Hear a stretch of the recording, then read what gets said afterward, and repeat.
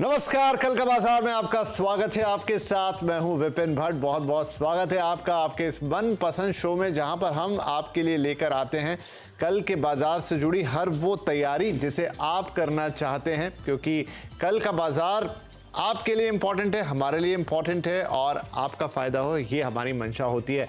वैसे कार्यक्रम शुरू करूं उससे पहले आप सभी दर्शकों का बहुत बहुत शुक्रिया। सीएनबीसी आवाज को दिन रात हर क्षेत्र हर जॉनर में नंबर 1 बनाने के लिए, और ये आपके प्यार के बिना संभव नहीं था। तो बहुत बहुत शुक्रिया, तहे दिल से शुक्रिया। सीएनबीसी आवाज आपका मनपसंद channel number 1 through out the day. चलिए, आपके निवेश और ट्रेडिंग से जुड़े सभी सवालों को आप कहां पूछेंगे, तो नंबर आप जानते हैं, फिर भी नोट करें 7045220000। ये व्हाट्सएप पर आप हमें सवाल भेज सकते हैं, सबसे आसान तरीका। लेकिन इसके अलावा आपका ये पसंदीदा शो कल का बाजार फेसबुक और एक्स जैसे सोशल मीडिया प्लेटफॉर्म्स पर लाइव है, तो यहाँ आप सिर्फ ना कार्यक्रम देख सकते हैं, बल्कि यहाँ कमेंट बॉक्स में जाकर अपने सवाल भी हमें पूछ सकते हैं। तो यहाँ भी हम आपके सवाल ले लेंगे और अपने एक्सपर्ट से उनके जवाब लेंगे। तो चलिए आज के शो की शुरुआत करते हैं। हमारे साथ हैं रिटेल रिसर्च रिलीगियर ब्रोकिंग लिमिटेड के senior vice president Ravi Singh. Ravi, बहुत स्वागत है आपका। आपसे ढेर सारी बातें होंगी, कल के लिए थोड़ी स्ट्रैटेजीज बनाएंगे और साथ ही दर्शकों के सवाल भी लेंगे। लेकिन रवि जी से बातचीत शुरू हो उससे पहले एक नजर आज के बाजार पे। तो आज बाजार में उतार चढ़ाव के बीच सेंसेक्स निफ्टी की एक रिकॉर्ड क्लोजिंग हुई है। निफ्टी पहली बार 22,500 के पार बंद हुआ है। सेंसेक्स 351 अंक चढ़कर 74,228 पर बंद हुआ है। वहीं निफ्टी 80 अंक चढ़कर 22,515 पर। आज सबसे ज्यादा खरीदारी हमने आईटी, बैंकिंग, ऑटो शेयरों में देखी, तो वहीं तेल, गैस, पीएससी, इंफ्रा शेयरों पर आज दबाव देखा गया। इसके अलावा एफआईआई और डीआईआईज ने आज किस तरह का रुख अपनाया, तो एफआईआईज आज एक बार फिर से बिकवाली के ही पक्ष में रहे और उन्होंने 1136 करोड़ से ज़्यादा की बिकवाली की है। वहीं डीआईआईज ने आज 893 करोड़ से ज़्यादा की बिकवाली। तो दोनों ही यहाँ पर पक्षों में बिकवाली होती हुई नजर आई, लेकिन फिर भी बाजार ने एक रिकॉर्ड क्लोजिंग यहाँ पर दी है। तो चलिए अब बातचीत की शुरुआत करते हैं। तो रवि, जो हम पिछले कुछ एक दिनों से बाजार को देख रहे हैं, तो कोई सर्टेनिटी नहीं है। मतलब बाजार बड़े ही एक डिफरेंट मोड में है, किसी दिन ऊपर तो किसी दिन नीचे, किसी दिन खुश तो किसी दिन एकदम शांत। क्या अभी कुछ दिन बाजार का ऐसा ही माहौल चलेगा जहां प्रेडिक्शन थोड़ा मुश्किल होगा कि अगले दिन बाजार किस तरह का रंग दिखाएगा? पहले तो विपिन जी आपको बहुत बहुत बधाई। निफ्टी ने नए हाई बनाए, सेंसेक्स हाई की तरफ है और सीएनबीसी ने भी नए हाई बनाए, यानी कि मार्केट लीडरशिप यहां पर कायम रखी है। तो बहुत बहुत मुबारक आपको। धन्यवाद सर, धन्यवाद। और आप जैसे जो मेहमान आते हैं, देखिए आवाज तो एक माध्यम है, प्लेटफॉर्म है जहां हम सब मिलकर बातचीत करते हैं, लेकिन जो आप जैसे सलाहकार आते हैं, आप जैसे मार्केट एक्सपर्ट आते हैं और आपकी ही सलाह पे दर्शक फिर यहाँ जुड़ते हैं, तो आपको भी बहुत बहुत बधाई और बहुत बहुत शुक्रिया। ये विश्वास और ये प्यार जो आप हम पे दिखाते हैं, फिर वही दर्शकों से रिटर्न होके वापस आ जाता है।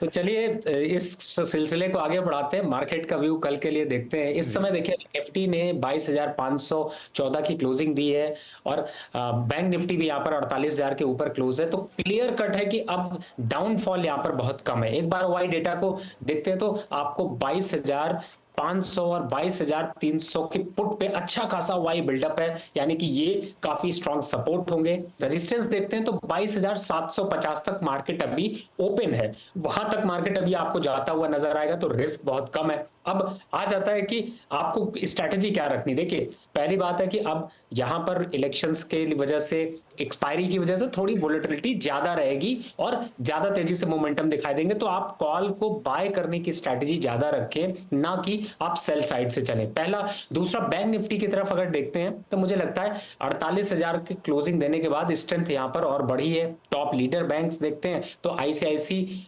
एचडीएफसी और एसबीआई भी अपवर्ड ट्रेंड में है। तो यहां से बैंक निफ्टी का टारगेट 48,500 के लिए फाइट करता हुआ नजर आएगा। तो आपको डिप पे बाय की स्ट्रैटेजी और जो लेवल्स अपसाइड के रेजिस्टेंस है वहां सिर्फ प्रॉफिट बुक करिएगा, सेल करने की गलती नहीं करिए, क्योंकि मार्केट में एग्रेशन बहुत ज्यादा है और तेजी का ट्रेंड अभी कंटिन्यू बनता हुआ नजर आएगा। चलिए, तो मार्केट में एग्रेशन ज्यादा है, तेजी के ट्रेंड दिखेंगे, आपको सेल नहीं करना है, बाय ऑन डिप्स की स्ट्रेटेजी अपनानी है। ये बातें एकदम से क्लियर है। जो अहम लेवल है निफ्टी के लिए 22,750 तक जाता हुआ दिख सकता है और वहीं बैंक निफ्टी जो है वो 48,500 ये नजर है रवि की। और साफ बात है कि आपको जो भी है वो खरीदारी यानी कि बाइंग साइड पर ही रहना है। राइट, तो रवि कल के बाजार के लिए आपके कुछ खास स्टॉक्स जहां नजर रहेगी आपकी? देखिए ऐसे ही नंबर वन बनाते रहेंगे अगर सीएनबीसी आवाज को, तो अच्छे स्टॉक्स की चर्चाएं होंगी, और उनमें आज 4 स्टॉक्स मैंने रखे हैं जो कल आपको मार्केट में चमक पोर्टफोलियो दे सकते हैं। पहला स्टॉक आपको देखेंगे तो एमएनएम, क्योंकि जिस हिसाब से ऑटो काउंटर में यहाँ पर अपवर्ड ट्रेंड है, बाय के लिए करंट लेवल पर यानी कि 2010 के आसपास बाय की स्ट्रैटेजी बना सकते हैं। 2035 तक के टारगेट सेफ ट्रेड है, और 1990 का यहाँ पर एक स्टॉप लॉस लेके चल सकते हैं। दूसरा स्टॉक देखते हैं तो वीडीएल, अच्छा खासा दमखम दिखाया, चार्ट पैटर्न पे भी फंडामेंटल नंबर्स यहाँ पर चेंज होते हुए नजर आए, तो 308 310 के पास बाय करके चल सकते हैं। 320 तक अभी रिस्ट्रिक्शन नहीं दिखाई दे रहा, स्टॉप लॉस भी बहुत छोटा है, 304 रुपए का। तीसरा स्टॉक देखते हैं तो एनसीसी इस समय अप ट्रेंड में है, आप इसको करंट 254 255 के लेवल पर बाय कर सकते हैं। टारगेट होगा 265 रुपए का, स्टॉप लॉस यहाँ पर 240 रुपए का। तो अपसाइड मोमेंटम काफी अग्रेसिव है, इसीलिए सारे बाय के कॉल है। और एक लास्ट स्टॉक अभी है, बट आगे सीरीज बहुत बड़ी है, मोइल, खास तौर से जिस हिसाब से माइनिंग काउंटर में एक अपवर्ड ट्रेंड आया है, तो 313 314 यह एक अट्रैक्शन लेवल दिखाई दे रहा है। 325 तक अभी स्टॉक रुकने वाला नहीं है, तो 309 के स्टॉप लॉस से इसको भी बाय करना है। तो ये 4 स्टॉक है जो आपकी मदद करेंगे आपके पोर्टफोलियो को बढ़ाने में। चलिए जी, बहुत बढ़िया। तो 4 स्टॉक फटाफट। एमओआईल यहाँ 309 का स्टॉप लॉस, 325 तक के टारगेट्स आपके लिए। इसके अलावा 3 और बढ़िया स्टॉक जिसमें महिंद्रा एंड महिंद्रा, वीडीएल और एनसीसी ये शामिल हैं आपके स्क्रीन पर। वेदांता बाय करने का टारगेट 320 तक के भाव जाते हुए दिखेंगे, स्टॉप लॉस 304 का जरूर लगाएं। और एनसीसी यहां पर 265 तक के टारगेट्स के लिए खरीदारी करके चल सकते हैं 240 के स्टॉप लॉस के साथ। राइट, महिंद्रा एंड महिंद्रा जो 2035 तक 1990 का स्टॉप लॉस। चलिए, ये वो 4 स्टॉक्स हो गए, 4 शेयर्स हो गए जहां कल आपको नजर रखनी है और आपका फायदा हो सकता है।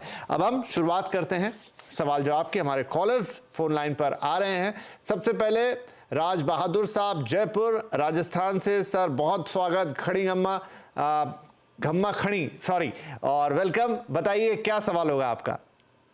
सर मेरे पास 25 शेयर जो है सोलार इंडस्ट्री के हैं, और 8,950 के भाव का खरीदा हुआ है।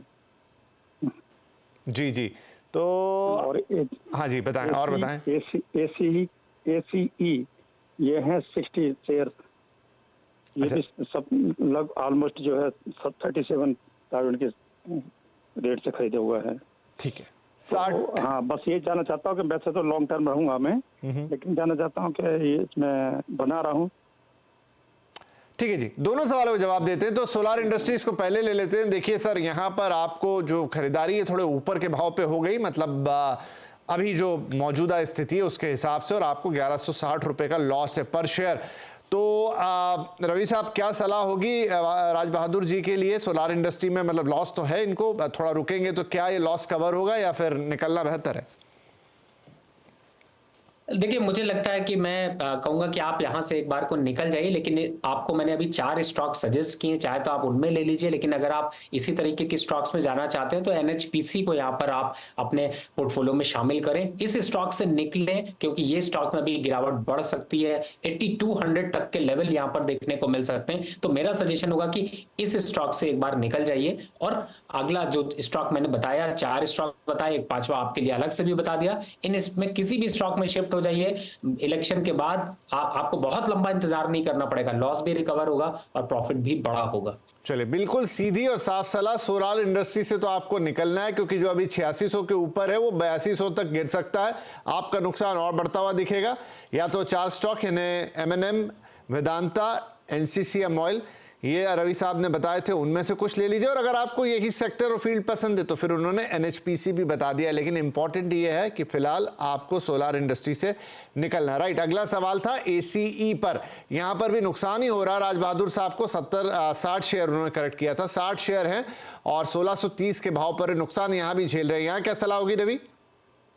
देखिए थोड़ा सा राज बहादुर साहब, देखिए जम नहीं रहा ये स्टॉक, अभी गिरावट के ट्रेंड पे आ गया है, भले तेजी का ट्रेंड रहा लेकिन अब प्रॉफिट बुकिंग हावी होगी और ये एक बार 1350 तक जा सकता है। तो यहां पर कंस्ट्रक्शन के आपको 2 स्टॉक्स बताता हूं। एक, अगर रियलिटी में जाना है तो आप चाहे तो डीएलएफ पे शिफ्ट हो जाइए, पहला। दूसरा, अगर आप कंस्ट्रक्शन और इंफ्रास्ट्रक्चर में जाते हैं, 2 ऑप्शन है, बीआरएनएल ले लीजिए, भारत रोड नेटवर्क लिमिटेड या फिर एससीसी हिंदुस्तान कंस्ट्रक्शन। तो 3 तरीके के स्टॉक्स हैं, आप चाहे तो तीनों में डिवाइड कर दीजिए, लेकिन इस स्टॉक से अब निकल जाइए। चलिए साहब, यहां भी क्लियर है, एस से आपको निकलना है, ये प्राइमरी है। और फिर अगर पैसा लगाना है तो आप एससीसी में लगा सकते हैं, डीएलएफ में लगा सकते हैं, या बीआरएनएल। 3 विकल्प रवि जी ने आपको यहां दिए हैं। इंपॉर्टेंट है, एस से एग्जिट ले लीजिए। चलिए, राज बहादुर साहब के लिए ये सलाह हो गई। हम आगे बढ़ेंगे और हमारे अगले कॉलर जुड़ गए हैं, पवन साहब, जो कि एक बार फिर राजस्थान जोधपुर से कॉल कर रहे हैं। तो आज राजस्थान से काफी कॉल है, हुक्म बताएं क्या सेवा करें आपकी। नमस्कार हुकम। नमस्कार जी सर। सर मेरे पास में 10,000 शेयर हैं आईडीएफसी फर्स्ट बैंक के। ओके। मेरी एवरेज प्राइस आ रही है 80 रुपीज अप्रोक्स। तो क्या इसे होल्ड करें, क्या सेल करें, या क्या है इसका? क्योंकि सारे बैंक चल चुके हैं, बंधन बैंक वगैरह, और ये अभी थोड़ा सा नीचे है और इसका 52 वीक हाई है 100 रुपीज। जी, तो आपने खुद भी काफी सारी पढ़ाई लिखाई कर ली, ये बहुत अच्छी बात है। अभी रवि ने थोड़ी देर पहले ही बताया कि बैंक निफ्टी के लिए वो 48,500 तक के लेवल्स देख रहे हैं, लेकिन उसमें क्या आईडीएफसी फर्स्ट बैंक चलेगा? लेकिन बहुत नुकसान नहीं है आपको, और शेयर क्वांटिटी आपके पास है 10,000। रवि, क्या करना चाहिए इन्हें? बिल्कुल होल्ड करिए। आपने जब अभी समय दिया है, मैं चाहूंगा आप थोड़ा समय और दीजिए। और मेरा जो अब इस साल के हिसाब से अगर टारगेट देखते हैं तो आपको 120 रुपए नोट कर लीजिए, जो मैं आपको प्राइस मल्टी बैगर स्टॉक ये बनता हुआ नजर आएगा। और अगर इमीडिएट टारगेट इलेक्शन जैसे ही खत्म होंगे ना, उसके बाद ये रुकने वाला नहीं है, आपको 90 और 100 रुपए तो तुरंत दिखा देगा। तो साल भर का टारगेट 120 तक का है, होल्ड करके रखिए, थोड़ा पेशेंस और दिखाइए, जल्दी आपको बड़े प्रॉफिट्स मिलेंगे। और घबराने की जरूरत नहीं है सर, 72 के नीचे ये स्टॉक जाने वाला नहीं है। अगर उन लेवल्स के आसपास आता है तो मैं कहूंगा कि अगर एड ऑन करना है 10,000 के बजाय 2,000 क्वांटिटी और खरीदिएगा, क्योंकि लंबा प्रॉफिट देगा। फंडामेंटल काफी स्ट्रांग है, नंबर्स अच्छे हैं, चार्ट पर स्ट्रक्चर कंसोलिडेट होकर अच्छा निकल रहा है, होल्ड करके रखिए। चलिए पवन जी, तो बहुत ही बढ़िया। अब मुस्कान आ जानी चाहिए आपके चेहरे पे उधर, क्योंकि 50 पैसे का नुकसान था। शेयर है 10,000 आपके पास, तो आगे 90, 120 ऐसे टारगेट्स हैं। रवि साहब बता रहे हैं, पकड़ के रखिए, होल्ड करके रखिए, निश्चिंत होकर बैठ जाइए। यहां से आप अच्छा मुनाफा लेके जाएंगे आईडीएफसी फर्स्ट बैंक। राइट, चलिए, ये बात हो गई पवन साहब के लिए। आगे हम चलेंगे अब अहमदनगर। अपूर्वा हैं हमारे साथ फोन लाइन पे। अपूर्वा, बहुत स्वागत है आपका, क्या सवाल रहेंगे? Good evening sir. Good evening. मेरे पास 2 शेयर्स है। एक है हिंदुस्तान एरोनॉटिक्स 2175 51 शेयर्स है। ओके। और दूसरा है इरेडा, आज ही खरीदा हुआ है 156.25 के भाव पर 130 शेयर्स है। तो मुझे दोनों के बारे में जानना था। हिंदुस्तान एरोनॉटिक्स का तो काफी 2-2.5 महीने से मैंने होल्ड करके रखा है, तो और कितना जाएगा ये, शॉर्ट टर्म या फिर लॉन्ग टर्म टारगेट्स दोनों? जी, तो पहले हिंदुस्तान एरोनॉटिकल लिमिटेड यानी कि HAL की बात कर लेते हैं। और यहाँ पर 51 शेयर 2175 राइट के भाव पर, तो बड़े जी 25। अच्छा, एक आध मुझे आप एरिडा का भी रेट बता दीजिए। 156 रुपए 25 पैसे। जी जी, 156.25 130 शेयर्स। ठीक है जी, चलिए, तो पहले HAL की बात कर लेते हैं। यहाँ पर अपूर्वा, आपको सबसे पहली बात तो बढ़िया प्रॉफिट दिखाई दे रहा है, 1300 रुपए से ज्यादा का। और एरिडा भी ठीक है, यहाँ भी आप प्रॉफिटेबल है, लेकिन HAL में तो आपने बढ़िया बेट की है। तो क्या ये प्रॉफिट और बढ़ता हुआ दिखाई देगा? एक बार रवि जी से पूछेंगे। रवि जी, क्या करें, HAL में ये बने रहे और प्रॉफिट को बढ़ाएं? देखिए, HAL में तो आपको बने ही रहना है, क्योंकि इसका टारगेट है 4500 रुपए। नोट करके रख लीजिए, कैलेंडर पे डाल के छोड़ दीजिए। आपको जब अगला बजट जब आएगा तब हम बात करेंगे 3800 पे, और इस साल के एंड तक हम 4500 तक इस पे बात करेंगे, क्योंकि ये स्टॉक बहुत ही अच्छा है। तो इसको लेके आप छोड़ दीजिए, इसको बार बार मत देखिए। जब मौका मिले थोड़े बहुत शेयर, 1-2 शेयर, चूंकि अब महंगा हो गया, 2100 पे खरीदा, 3500 है, लंबा सफर है। यहां पर अभी आपको पोजीशन होल्ड करके रखनी, खतरा कोई भी नहीं है। 3000 के नीचे या 2900 के नीचे ये स्टॉक सस्टेन नहीं करेगा, वहां से वापस पुल बैक आएगा। मार्केट चाहे ऊपर जाए या नीचे जाए, लेकिन ये स्टॉक ऊपर ही जाएगा। दूसरा स्टॉक आपका है एरिडा। देखिए, एरिडा में 2 चीजों का ध्यान रखिए। 150 के नीचे अगर जाता है तो ये एक बार को 126 तक के लेवल दिखाएगा, लेकिन जब तक 150 के ऊपर है तो आपने शॉर्ट टर्म व्यू देख रहे हैं तो 180 के आसपास तो आएगा, तो 180 आता है तो एक बार प्रॉफिट बुक कर लीजिएगा। और चूंकि CNBC आवाज को आप फॉलो करती हैं, दोबारा पूछिएगा तब आपको वहां पर फिर नए टारगेट बताए जाएंगे, एग्जिट होना है या नया कुछ और खरीदना है उसके बारे में। लेकिन अभी 150 के स्टॉप लॉस से कंटिन्यू रखिए अपनी पोजीशन को और टारगेट लीजिए 180 रुपए का। चलिए अपूर्वा, तो दोनों ही स्टॉक में बढ़िया है। HAL में तो नो ब्रेनर है, मतलब बधाई भी आपको, बढ़िया आपने लेवल पे स्टॉक खरीदा और अब कह रहे हैं रवि कि 4500 तक जाने से कोई रोक नहीं सकता, तो बढ़िया है, पकड़ के रखें उस स्टॉक को और उड़ने ना दें। और आइरेडा में भी इंपॉर्टेंट है 150 का लेवल, उसके नीचे गया तो अलग बात है, लेकिन अभी फिलहाल जहां है वहां से 180 जाने का पूरा अनुमान है, तो जब 180 पहुंचता है तो वहां पे प्रॉफिट बुकिंग कर लीजिएगा। और ऑल द बेस्ट, आपने बढ़िया खरीदारी की है, तो आगे भी आपके लिए शुभकामनाएं। चलिए अपूर्वा जी के लिए सलाह होगी। इसके अलावा आप सर्वेश जी हमें मुंबई से कॉल कर रहे हैं। सर्वेश जी, बहुत स्वागत है आपका। कहां खरीदारी की है और कितने कितने स्टॉक्स लिए हैं? Good evening sir. Good evening sir, मेरे पास गेल इंडिया के शेयर्स है। गेल इंडिया के 110 शेयर है 120 रुपए के भाव पे। ओके। और टाटा स्टील के 150 शेयर है 108 रुपीज के भाव पे। तो मैं उसको 2 साल तक होल्ड कर सकता हूँ। चलिए, आप जो बोल रहे हैं और हमारी प्लेट्स में थोड़ा बहुत अंतर है, चलिए कोई बात नहीं, लेकिन दोनों जगह आप प्रॉफिटेबल हैं, तो अच्छी बात तो ये है। गेल में 100 शेयर या 110 व्हाटएवर 120 के भाव पर, और अभी भाव है 186, फायदे में आप यहां पर हैं। तो रवि साहब, क्या करना चाहिए गेल में ने? देखिए, इनका टारगेट विपिन जी 2 साल का है, तो मैं ये कहूंगा कि आप फिलहाल तो ये ऐसे स्टॉक हैं जिन्हें 2 साल हो या आगे 5 साल हो मार्केट में अगर रहना है तो इनको बिल्कुल अपने पोर्टफोलियो में बनाकर रखना चाहिए, लेकिन समय समय पर रिवीजन करिए। CNBC आवाज इसी में आपकी मदद करता है। थोड़ा शेयर जितना चले ना चले, वापस गिरने से पहले निकल जाइए, दोबारा पकड़ लीजिए, प्रॉफिट को डबल करिए, यही स्ट्रेटेजी यहाँ पर है। फिलहाल गेल का टारगेट देखते हैं तो 210 रुपए के आसपास के लक्ष्य हैं साल के, तो 210 के आसपास आता है तो एक बार वापस रिव्यू कॉल लीजिएगा। फिलहाल 175 के नीचे जाने के हालात नहीं है और अभी अपवर्ड ट्रेंड यहां पर कंटिन्यू रहेगा। दूसरा स्टॉक आपने बताया टाटा स्टील, देखिए आपको अच्छा प्रॉफिट आ रहा है, बढ़ने दीजिए प्रॉफिट को और चमकने दीजिए। 195 के आसपास लेवल आ जाते हैं तो एक बार को व्यू जरूर ले लीजिएगा। जहां तक 2 साल की बात की जाए तो हम जरूर इसकी चर्चा 220 और 230 पे करेंगे, लेकिन 195 190 के आसपास आएगा तो थोड़ा प्रॉफिट बुकिंग आएगी, शायद उस समय आपको पैसे की निकालने की जरूरत पड़े, लेकिन लॉन्ग टर्म के हिसाब से स्टॉक बहुत अच्छा है, तो समय समय पर वॉच रखिए। बहुत ज्यादा वॉच रखने की जरूरत नहीं है, खरीद लिया है थोड़ा वेट कर लीजिए। चलिए सर्वेश जी, दोनों स्टॉक बढ़िया हैं, दोनों में फायदा, और लेवल्स बता दिए। गेल में 210 पे जब पहुंच जाए एक बार रिव्यू कॉल जरूर हमसे बात कर लीजिएगा, फिर आपको दे देंगे, लेकिन तब तक रखिए।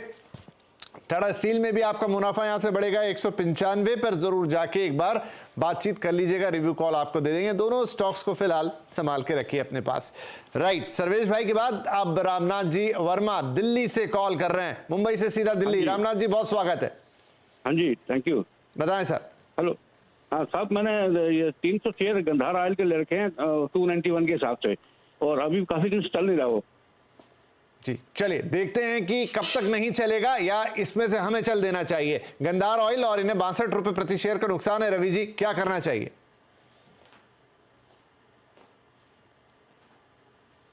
देखिए, वैसे आपने कोई स्टॉप लॉस नहीं रखा, एक सलाह नहीं ली है लेकिन जरूर लीजिए। अभी इस समय देखिए चल रहा है यहाँ पर स्टॉक 228 रुपए का। मैं आपको सजेस्ट करूंगा कि 215 रुपए का एक स्ट्रिक्ट स्टॉप लॉस डाल लीजिए। अभी इसी की सवारी करिए, लेकिन आपको सवारी बदलनी पड़ेगी जब ये 270 के आसपास या 265 के आसपास आएगा तो रिव्यू कॉल लेना पड़ेगा। दोनों में से जो भी हो, पहले अगर 220 का लेवल तोड़ता है तो एग्जिट कर जाइएगा, अगर 270 के आसपास आता है तो रिव्यू कॉल लीजिएगा कि आगे कंटिन्यू रखना है नहीं करना। अगर 220 तोड़ देता है तो आपको जाना कहां है? अभी हमने पीछे चर्चा करी है गेल की, ज्यादा दमदार स्टॉक, ज्यादा स्ट्रॉन्ग फंडामेंटल, ज्यादा अच्छी बैलेंस शीट, ज्यादा अच्छे चार्ट, वो ज्यादा अच्छे हैं, लेकिन 220 के बाद एक्टिव होइएगा, क्योंकि पुल बैक अगर अभी चल रहा है तो ट्रेंड ही आपका फ्रेंड है। ज्यादा से ज्यादा प्रॉफिट दे पाए या लॉस आपका रिकवर कर पाए वो ज्यादा अच्छा है। चलिए, ट्रेंड ही आपका फ्रेंड है, ये बढ़िया अच्छी लाइन थी रवि जी की तरफ से। तो 220 तक के स्तर देखिए, उससे नीचे गया तो निकलना ही होगा जी यहाँ से।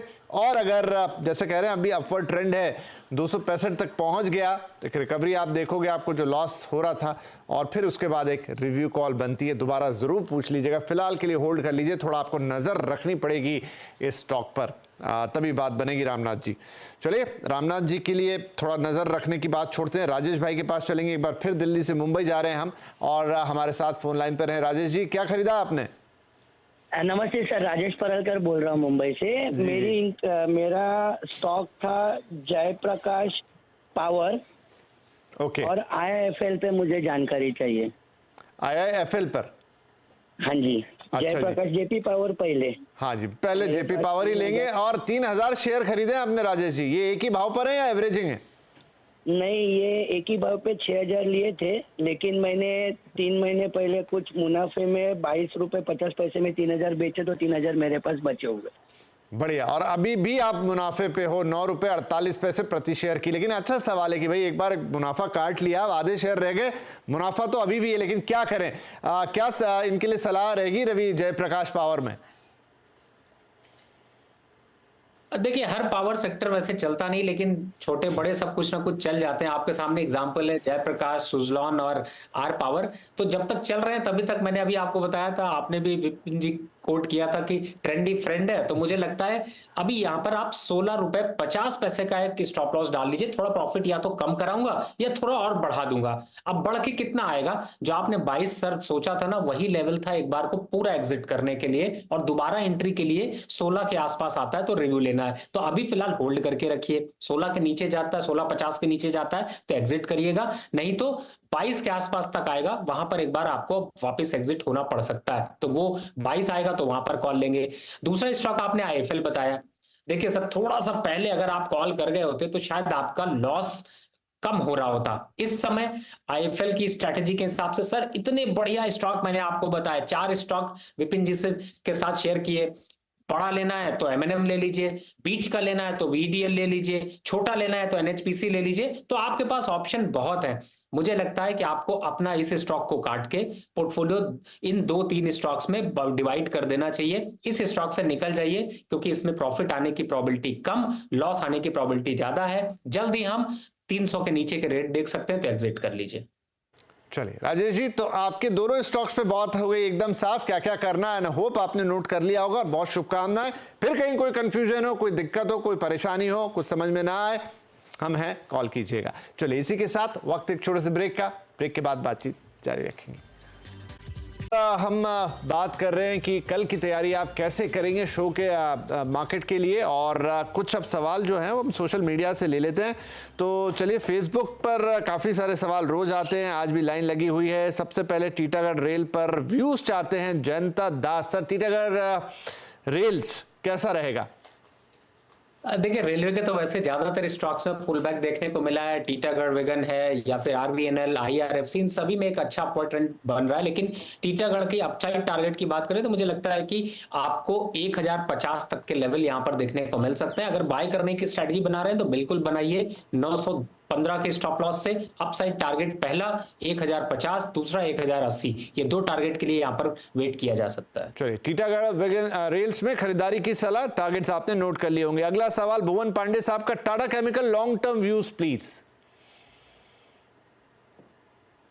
में बहुत सरप्राइज किया, अच्छा खासा ट्रेंड इसमें रिवर्सल आया, लेकिन अभी के हिसाब से देखें थोड़ा कंसोलिडेशन देखने को मिल रहा है। लेकिन फिर भी अपसाइड टारगेट 1150 और 1200 के आसपास के देखने को मिल सकते हैं। अगर आपके पास पोजीशन है तो बिल्कुल इसको होल्ड करके रखिए। नीचे का एक स्टॉप लॉस 980 रुपए का डाल के रखिए, और एक बार जब 1150 और 1200 के आसपास आता है तो रिव्यू जरूर करिए। चलिए, तो ये हो गई टाटा केमिकल के लिए बात। मोहम्मद कमरुज्जम साहब, ट्राइडेंट के 37 शेयर हैं, माफ कीजिए 37 रुपए के भाव पर हैं, और 225 शेयर हैं, 1 साल के लिए व्यू चाहते हैं। देखिए, बहुत ज्यादा कुछ अपवर्ड मोमेंटम नहीं दिखा रहा। आपके सामने दूसरे और विकल्प हैं जिनमें कि एक बहुत अग्रेसिव अप ट्रेंड देखने को मिल रहा है। अब आपने 40-41 रुपए के पास हैं, आपको बैंकिंग काउंटर में अगर आप शिफ्ट हो जाते हैं तो आपको ज्यादा फायदा होगा। लेकिन फिर भी इस स्टॉक को भी रखिए। स्टॉप लॉस 37 रुपए का डालिए। टारगेट अगर 1 साल का रखते हैं तो मुझे लगता है कि 50 के आसपास आंकने के बाद स्टॉक थोड़ा थकता हुआ सा नजर आएगा। अगर यहां से शिफ्ट होना तो PSB, Punjab and Sind Bank भी आपके पास अच्छा ऑप्शन है, उसमें भी कर सकते हैं, या फिर पोजीशन इसको होल्ड करके रखें। ठीक है जी। चलिए, देवेंद्र कुमार साहब पूछ रहे हैं कि सर जी NBCC का क्या होगा? सर एनबीसीसी तो एक अच्छे अपवर्ड ट्रेंड में है, जबरदस्त मोमेंटम है और सब खास तौर से अभी कुछ दिन पहले ही इसमें एक फंडामेंटल न्यूज आई थी जिसमें ये एमटीएनएल और बीएसएनएल की जमीन को डेवलप कर रहे हैं।